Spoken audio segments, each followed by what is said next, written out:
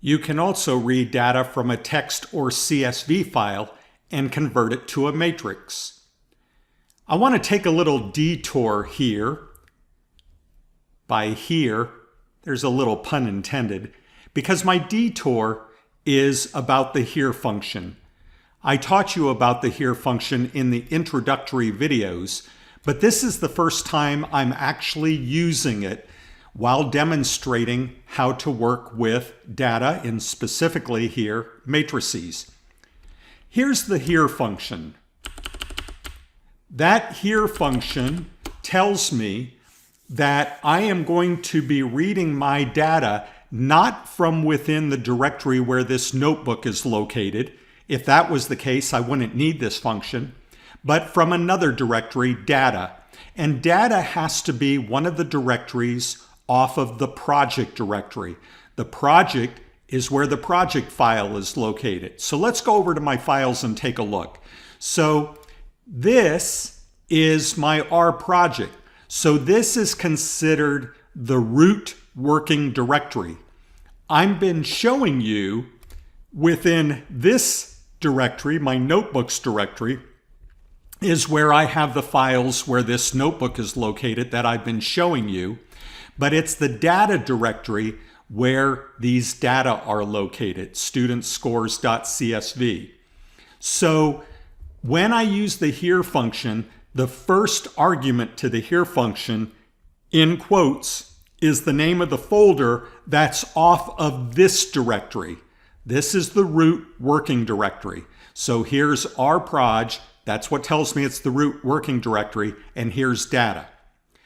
And then the next argument is the file name within that data folder. So that's how you use here. You're going to want to be using that because I require you to have subfolders in a nice arrangement within your class folder. So I'm going to now use this function, read CSV. I'm going to pull in student data. There is no header to the data, so I'm using the argument header equals false, and then I'm using comma as separator because this is a CSV, which means comma separated values. So that's the read CSV function. We actually have two functions here. The here function within the read function, and then the read function which contains the argument where that here function is, the argument for the header, and the argument for the separator. Okay, let's go ahead and read it in. So I've just read in the data. Now I'm going to use the as matrix to turn it into a matrix. Let's take a look at that CSV file a moment. Here is the CSV file, what's in the CSV. So notice that we already have the rows and columns laid out. So look what happens now when I turn this into a matrix.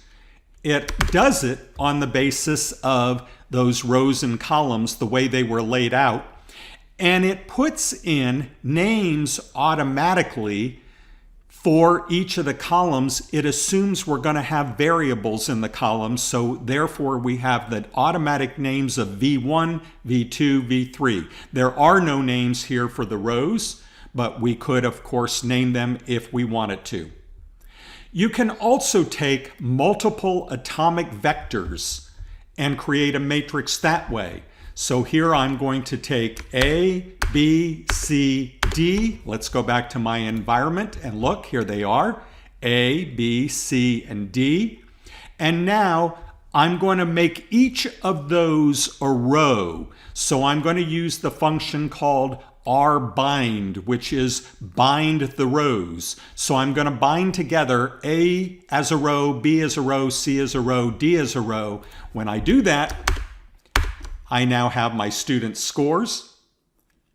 Here's another example. I'm going to create an ID, math, reading, and now I'm going to bind those into columns. So when I bind those into columns, I again get the matrix, this time with my columns headed instead of my rows, as was done here. So the name of the rows up here were the names of the vectors. The names of the columns here are the names of the vectors. And now to illustrate that we can extend beyond 2 dimensions, here is an array. Actually, this is not an array, this is a vector, but we're going to now make it an array. How are we going to make it an array? We're going to make it an array by creating dimensions, and the dimensions that I'm going to have are 3 of them, which takes it beyond the realm of a matrix to an array.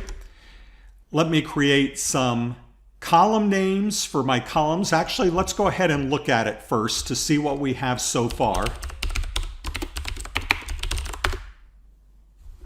Okay, so here we have rows, columns, and we're going to consider these, which is the 3rd dimension, matrices. So you can think of an array as a vector of matrices. So when I name the columns, that will name these columns that you see here. And when I name the matrices, it's going to name each of those 2 matrices. Let's say that those 2 matrices were time 1 and time 2.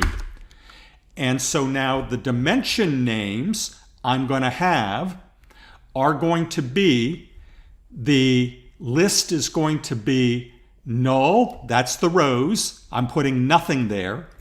Column names is going to be the columns, and matrix names. That's always the order: row, columns, matrix. And so I'm using the dimension names function, and I have to create this thing called a list, which we're going to learn about a little bit later on in this learning cycle initially, and then in more detail a few weeks later on. All right, so let's go ahead and create those names, and now let's look at what we have. The row names were null, that is, don't name them. The column names are ID, math, and reading.